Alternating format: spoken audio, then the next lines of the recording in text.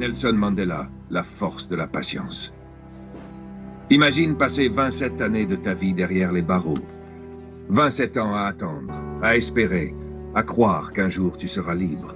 27 ans à garder la tête haute, alors que beaucoup se seraient effondrés.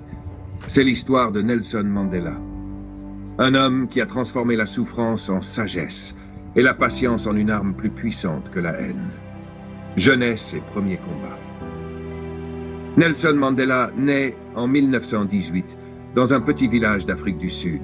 Très tôt, il découvre l'injustice, un système d'apartheid où les Noirs n'ont pas les mêmes droits que les Blancs. Pas les mêmes écoles, pas les mêmes hôpitaux, pas les mêmes chances dans la vie. Mais Mandela refuse de rester spectateur.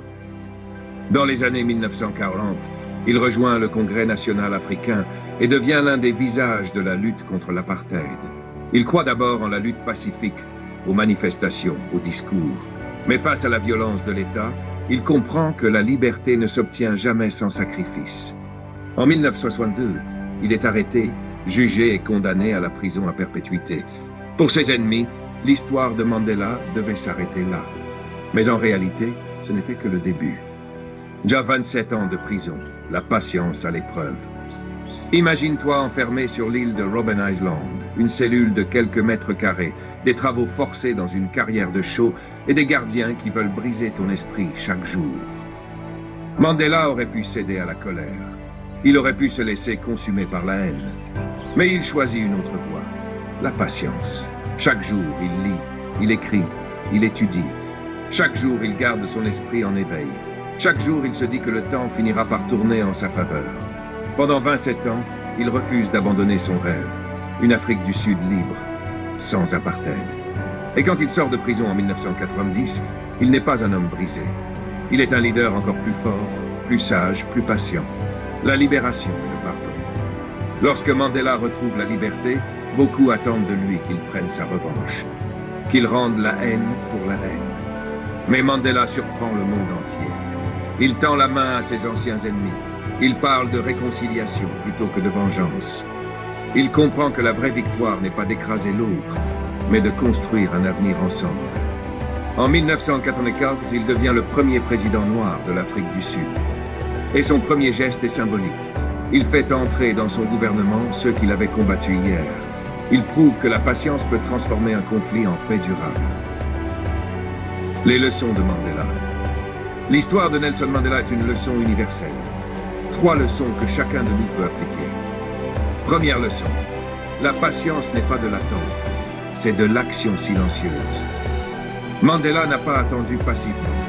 Il a utilisé chaque jour de prison pour se renforcer, apprendre et se préparer. La patience, ce n'est pas subir, c'est se construire dans le silence jusqu'à ce que le moment arrive. Deuxième leçon. La haine détruit, le pardon construit. Beaucoup auraient utilisé le pouvoir pour se venger. Lui a choisi le pardon, parce qu'il savait que la vengeance enferme le peuple dans un cercle sans fin. Seul le pardon brise les chaînes invisibles de la haine. Troisième leçon. Les grandes victoires demandent du temps. Mandela a attendu presque 3 décennies pour voir son rêve devenir réalité. La plupart des gens abandonnent après quelques mois, quelques années. Mais la vérité, c'est que les plus grands projets exigent des décennies de patience et de persévérance. Une inspiration éternelle. Nelson Mandela est mort en 2013, mais son héritage vit encore. Il est la preuve que la patience peut transformer une ville et un pays. Il est la preuve que la dignité résiste à toutes les prisons. Il est la preuve qu'un homme armé de courage et de patience peut changer le destin de millions d'êtres humains. Conclusion. Alors quand la vie te semble injuste, quand tes rêves paraissent trop lointains, souviens-toi de Mandela. Souviens-toi de ces 27 années derrière les barreaux. Souviens-toi de cet homme qui a choisi la patience au lieu de la colère. Souviens-toi que parfois, les plus grandes victoires sont celles qu'on prépare dans l'ombre, loin des regards, avec persévérance et foi.